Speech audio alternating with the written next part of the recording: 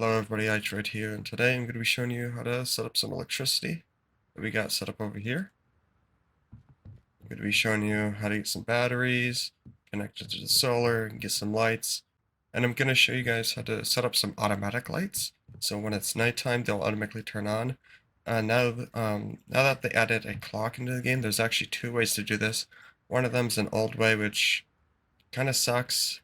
But this one, you do need tier 2 to get the clock unless you could find another way to obtain it.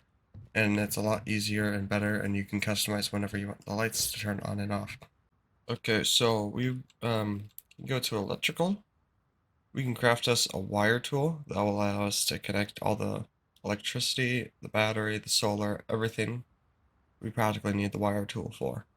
And this blueprint is unlocked automatically, or you don't need to find the blueprint for it. Although, as you can see in the electricity or electrical tab, this is all we get, so we're going to need to find everything else.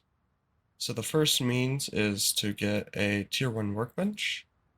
We can easily learn it through here. You see 20 for the switch, 20 for the battery, 75 for the solar panel, and then we just need lights. We can get a root combiner if we got the scrap, which we do. And that's practically all we're going to need for a simple light setup. We got the blueprints. We can see ceiling light. So most of these don't cost much at all. I mean, 5 high quality metal might be a little tricky very early game, but it really shouldn't be a problem. The large solar panel takes 5 high quality metal and 1 tech trash. 1 tech trash can be a bit tricky to find very early game, but I could show you where to get some. So if we go to a supermarket on the map, you see it's named Abandoned Supermarket. There's a bunch of crate spawns. There's one here. And these crate spawns can have military crates, like this one. In this room, if there is a crate here, it's always going to be a military crate. And in military crates, you might be able to find some tech trash. You won't be able to find tech trash in these regular crates, but you might be able to find some items that you could recycle into tech trash. As you can see, we found a switch, so we won't even need to be able to craft it since we already found it. So they'll save us some metal fragments, which is pretty good early game. So we can come up here, and there is a spawn here, a spawn there. Usually they're just regular crates, but again, they can spawn as this at the supermarket. And we would see we got a targeting computer. So we'll be able to take this down and recycle it into tech trash. And then we can use that tech trash to make our solar panels. See, we got a whole 3. We got high quality metal, some metal fragments, which will help us craft it too. So there is an easier way to get tech trash. The treasure box that you can get by paying 25 scrap to the hunter NPC located outside of the barn. Has a 42% chance to drop between 2 and 9 tech trash. So we can look here on the map. There's this guy over here. So this is the hunter that we need to talk to. So we're going to pick treasure. So we're going to pay 25 scrap to find this. So we can look on our map. So we on the left we can click here. And it wants us to come all the way over here to get our treasure. So let's go over there. So right here on the map, and look, it's right here. We've completed our mission. We can open it. We got the new digital clock. We didn't get any tech trash, but we got some decent items here. So we can go here, at our workbench, we can get a battery,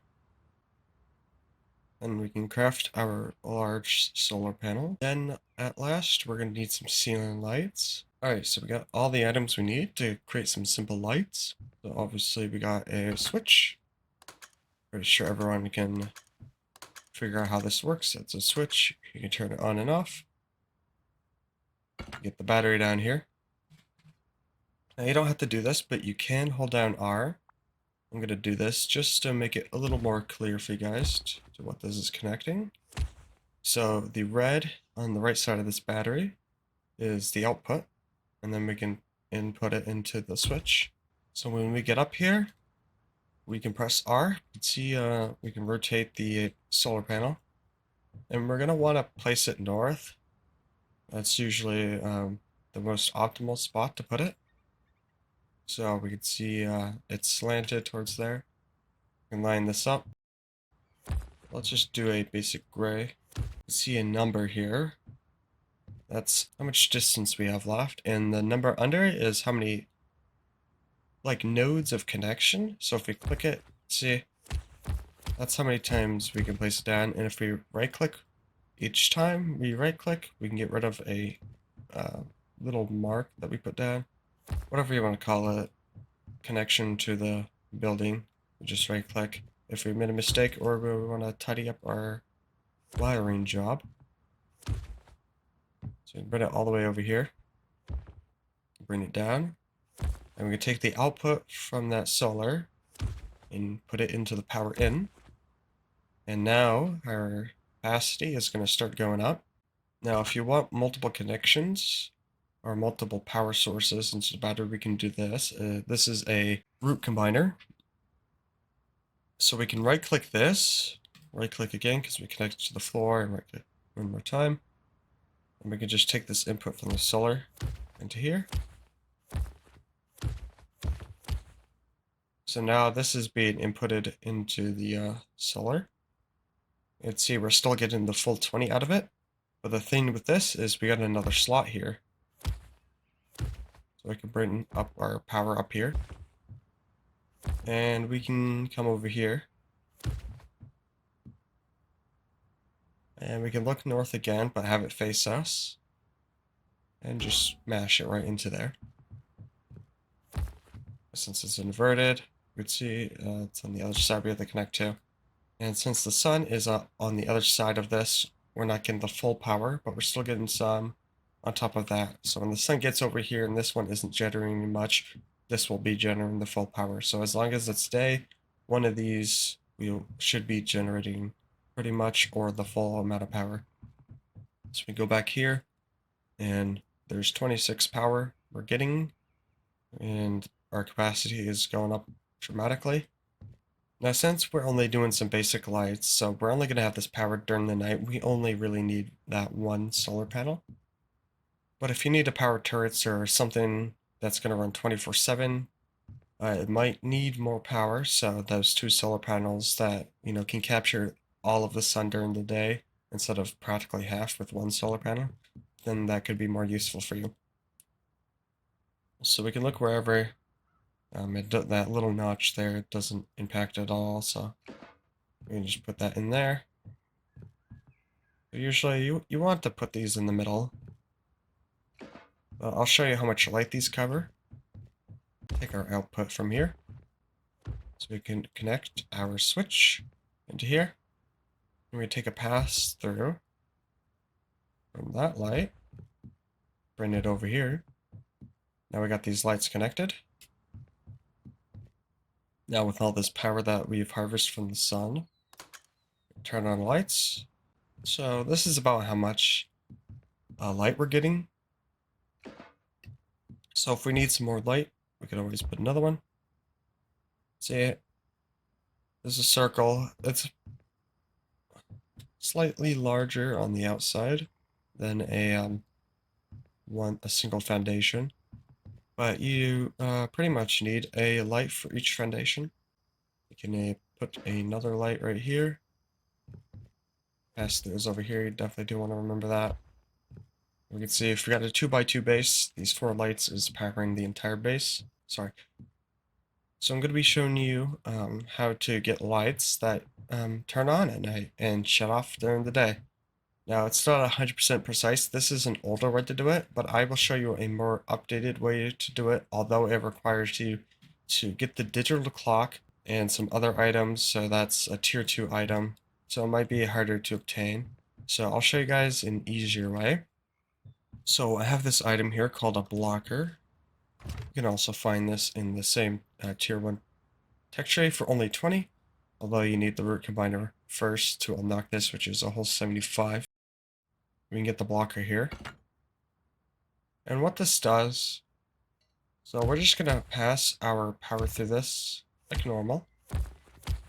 And see, nothing's going on. But if a power source comes into this from the side, So I'll get this panel that's generating power. And you can see if it's receiving power, it's going to block this. So all the lights are off, but if we disconnect this, all the lights are on. You can see what I mean by it's not 100% accurate, but it's something that's more automatic, but it'll at least have your lights on automatically at night, so you won't have to worry about turning it on and off or coming back to your base. When it's nighttime, you're not going to have to go look for that light if you don't have a weapon flashlight or whatever, so you're not going to have to finagle around your base looking for that light switch sometimes. So yeah, this light over here isn't generating power because the sun is mostly over here during the day. So for this case, we're going to keep it north. And we can just take a power from the solar panel. So we can get this second solar panel. Since we don't need all this energy, we can connect it to the blocker here. And since that solar panel is giving off power and it's going into the blocker, it's going to block the input from here to reaching out to the switch. So as long as the solar panel is getting power because it's day, these lights will stay off, and when it becomes night, the solar panel obviously won't be getting power because it can't generate power from the night in this game. And it will unblock this because the block pass-through is not receiving power, and that will allow the battery to go straight through here, and it'll turn on the lights when that stops receiving power. So I can manually change the time so we don't have to wait. See, when it updates, our solar panel stop generating power. Now it's going to be a lot faster than that. It just takes a second to update everything as I change the time, but the power is not being generated anymore, so you can see, and it's allowing power to go straight through here, turning our lights on automatically. So we're starting to get a little bit daytime here. So at this point, we don't need the lights, so you can tell that this method isn't perfect, but it will have the lights on when you need it. It just wastes a bit more power. The sun's over there, but still nothing is being generated from this solar panel. So you're going to have to wait quite a bit longer. But I'm going to show you a bit more advanced way to get the lights to turn on and off whenever you want it to at the specific time. Oh, we can see the panel is now getting a little bit of power. You can see all that was is just 2 power. Even if it's 1, it's enough to send through here. So it doesn't need the full power, and it's already blocking this. So no matter what I do, this isn't going to turn on. So I'm going to be showing you guys a more advanced way to do this. You will need all of these items shown in this small wooden box. This is an item that needs the tier 2 workbench. And we're going to need 2 electrical branches and a memory cell, so you're going to have to go research those. But we'll be able to still power this all off of 1 rechargeable small battery. You only need 1 solar panel. You can have 2 if you want to. We don't need the root combiner, so at minimum, this is all you need for the base of the setup. The lights is obviously something we're going to have to power and show you guys how it works. But right here is pretty much all you need. But enough of that, let me show you guys how this works. Now I'm going to have to give a shout out to the person that I've seen this video on of. This channel is Friend Not Foe. I think it's a channel that deserves more views because they make a lot of pretty interesting tutorials. So I'm just going to start placing things. So the memory cell is going to go up here. So we already know how to get power to our battery, so got that out of the way. So to the output, just get some yellow going on here. We're going to connect it to the input of this electrical branch. Then we're going to take the power out into this one.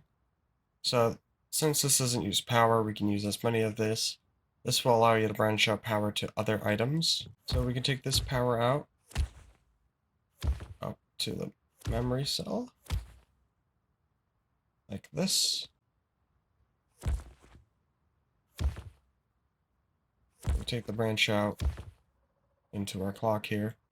So we're going to need to take the power out and bring it to this one. So there's 3, and we're going to need to connect it to toggle. And then from here, we can use the output. We don't want inverted output, we just want the regular output.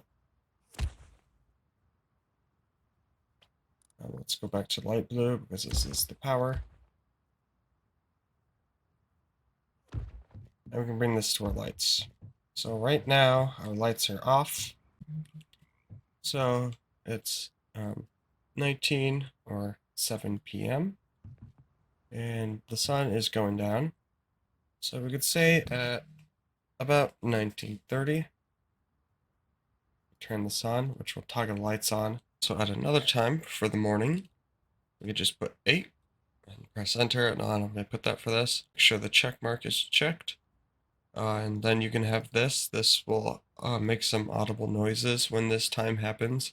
But we just want it for the lights. We don't care for the actual alarm function. So we can press this speaker down here so it mutes it and doesn't make any sound. We can have it earlier, obviously. We can have it 30 minutes behind. We can still see plenty, but it depends whatever you want. But if you want to save more power, we can have it a little bit later in 1930. As you can see, when it receives that time, our lights turn on. And since it's a toggle, it's going to toggle off at 8. See the time's going by, and the lights will turn off at 8. And we have enough light to see.